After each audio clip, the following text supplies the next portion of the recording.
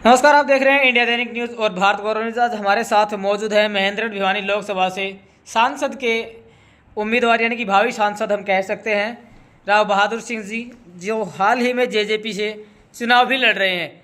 एक ऐसी घटना जिसने सभी वोटर्स को चौंका करके रख दिया।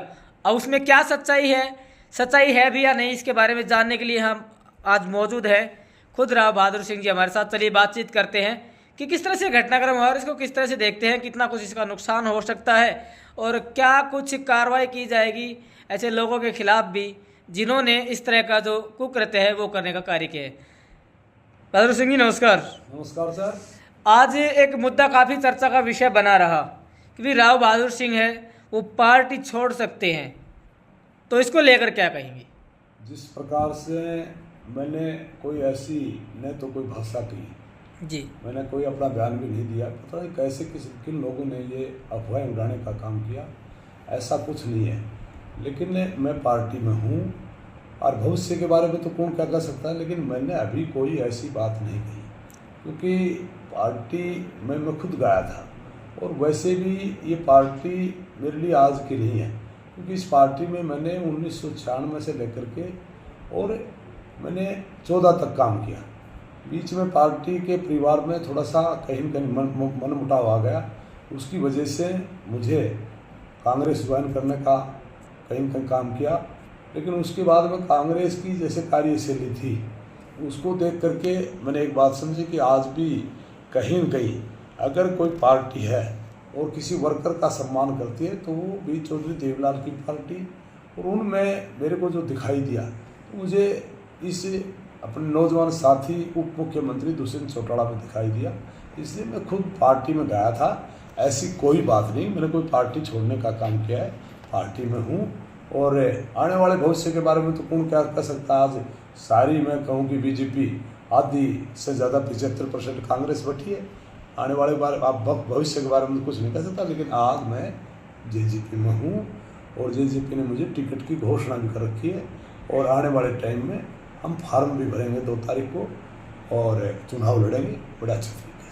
देखिए, जिस तरह से आपने लगातार मेहनत की, लेकिन किसी की एक अफवाह ने मात्र एक झटके में काफ़ी मेहनत को बर्बाद कर दिया, तो क्या ऐसे लोगों के खिलाफ कानूनी कार्रवाई भी करेंगे आप जिन्होंने इस तरह का काम करने का कार्य किया? मैं जहाँ तक समझता हूँ कि हमारे भाई हैं, शायद किसी ने अपनी गलती से कर भी दी होगी, तो मैं ऐसा नहीं चाहता किसी के खिलाफ मैं कानूनी कार्रवाई करूँ। लेकिन जिस प्रकार से मैंने मेहनत की, मैं मेहनत कोई कांग्रेस पार्टी में रह करके नहीं, जेजेपी में रह करके नहीं, अपने 4 साल से जिस प्रकार से लग रहे थे हर आदमी से मिलने के लिए, क्योंकि मेरे को एक 14 का मेरा मलाल है। 14 में मैं मामूली सा अंतर से करीबन 46,000 वोटों से 46,000 वोटों से नहीं 96,000 वोटों से मैं पराजित रहा था। और उसको लेकर के मेरे मन में एक मलाल है।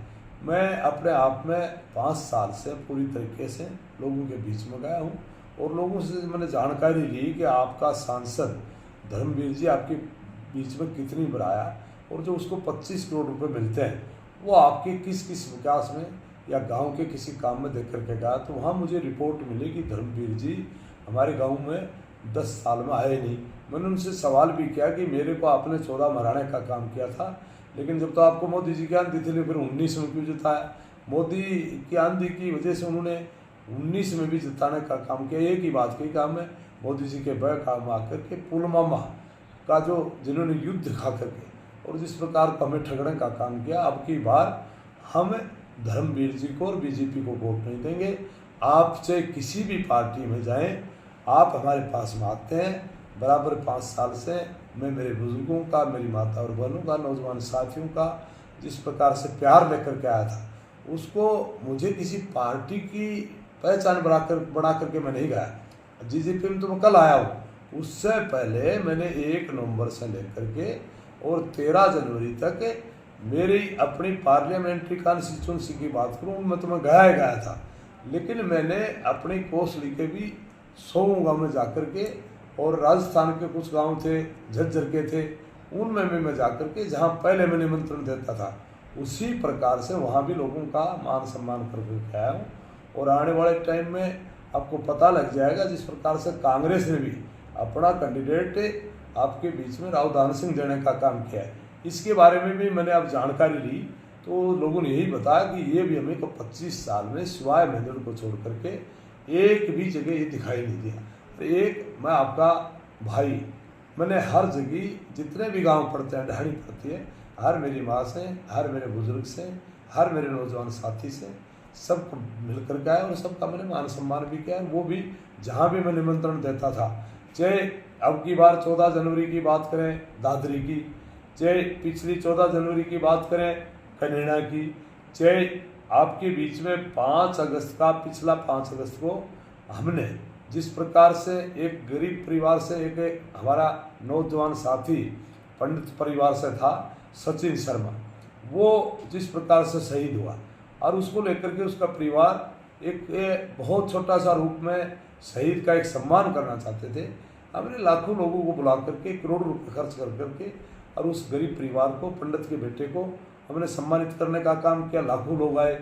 इसी प्रकार से हमने मंदोला में माननीय हमारे भूपेंद्र सिंह हुड्डा थे, उनको बुला करके लाखों लोगों से 15 अगस्त को हमने बहुत बड़ा मान सम्मान करवाने का काम किया। चाहे मिलिट्री से कोई रिटायर था, चाहे टीचर रिटायर था, चाहे गांव के पंच सरपंच थे, उनको भी हमने सम्मानित करने का काम किया। हर गांव में जहां भी गए, चाहे कहीं मंदिर की बात करें, चाहे नौजवान साथियों की बात करें, सब जगह हमने हर बच्चे को, हर हमारे मंदिर को, मतलब एक बात कहता हूँ कि अगर मंदिर है और बच्चे हैं तो इन दोनों को छोड़ करके मेरे इन आदमियों को दोनों का कहीं कोई लगाव नहीं है। और मैं दावे से कह सकता हूँ कि अब की बार ये सारे लोग पार्लियामेंट्री कॉन्स्टिट्यूंसी के लोग आपको वोट डालेंगे और आप जीतेंगे।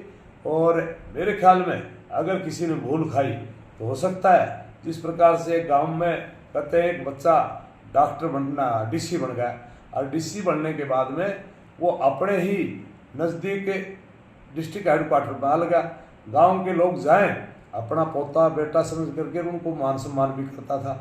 और जिस प्रकार से उनका मान सम्मान करता था उसी प्रकार से वो और भीड़ बढ़ती चली गई। 10 एक महीने बाद में डीसी उनका बेटा पोता था वो बदल गया और दूसरा कहीं साउथ से डीसी आ गया। साउथ का डीसी आया, वो तो उनको आदत पड़ गई थी डीसी के वहाँ जाने की। वो वहाँ गए और डीसी ने कहा आप अंदर कैसे आ गए। उन्होंने तो वही बात समझी कि हमारा वाला डीसी है, और वो अंदर चले गए। अंदर जाने के बाद में जब डीसी ने कहा कि आप बाहर जाइए, उन्होंने कहा हम तो ऐसे ही बैठेंगे, सोफे पर जाकर के बैठ गए। और जाने के बाद में डीसी ने कहा कि आप बाहर जाइए, वो कहने लगे कि हम नहीं जाएंगे। डीसी ने पुलिस बुलवा करके इनके 2 जूत भी मारो और बाहर करने का काम करो। जो बाहर ने जाके नर पीपल की छाया के नीचे बैठ करके कहा यार डीसी तो असली यो ही है, अपन लो तो नकली है। तो मेरे को अगर नकली तो मानेगा, मेरे को अपना मानेगा, अपना डीसी मान करके अगर वोट देंगे तो मेरे को देने का काम करेंगे। यार भयभीत की यार उनको असली डीसी मान करके देने का काम करेंगे।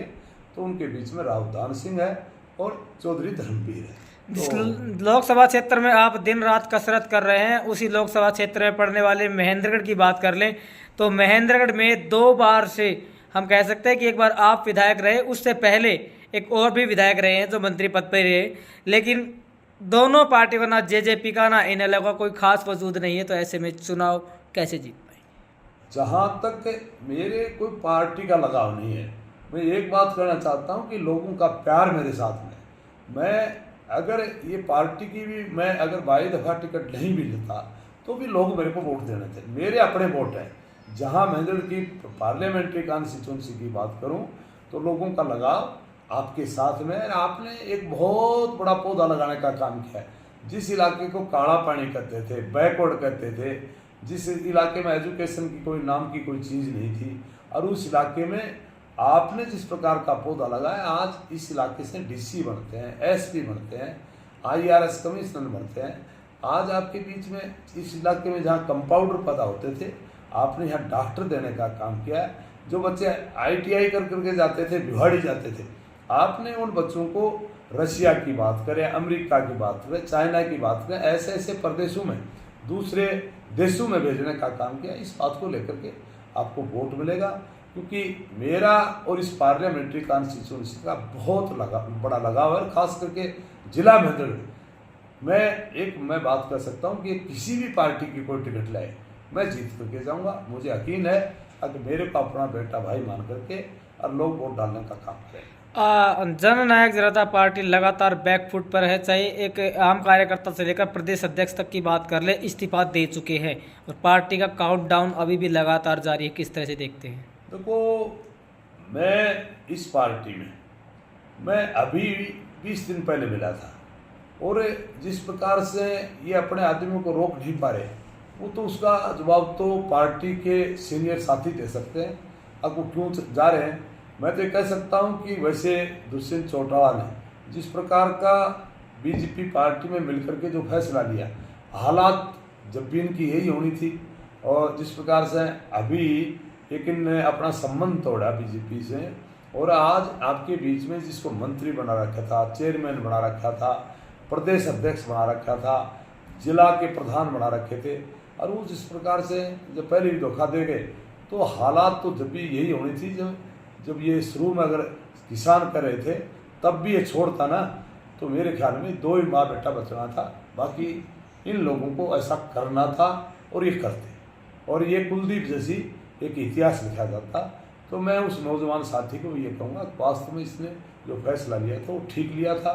सरकार में रह करके वैसे उसने काम भी करवाए, जैसे एक अपने जमींदार की जो फसल बेचता था उसका पैसा खाते में आता था, चाहे अपने यहाँ इलाके में हरियाणा प्रदेश में जितने रोड बनाए, चाहे आज अपने महेंद्रगढ़ से नारनौल की बात करें, दादरू की बात करें, उस नौजवान साथी ने यहाँ भी बहुत काम करवाने का काम किया।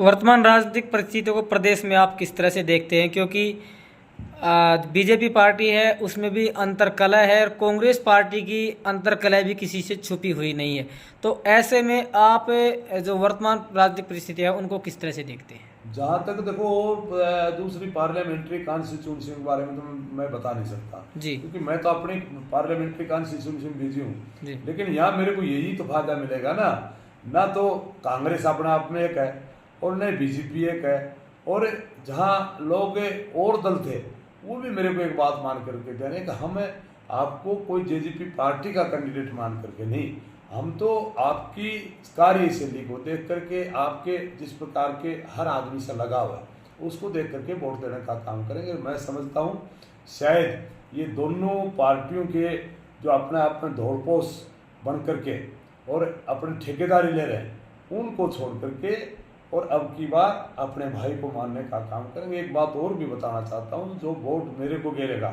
वो आने वाले टाइम में हर बच्चे के, हर एक छोटे से परिवार के दिमाग में बात डालने का काम करेगा। जो हमारा बहादुर सिंह एक छोटी सी जगह से चल करके एक MP MLA बन सकता है, तो हम भी इस जगह को कहीं कहीं छू सकते हैं। तो मेरे को हर माँ बाप, हर मेरा भाई वोट डालने का काम।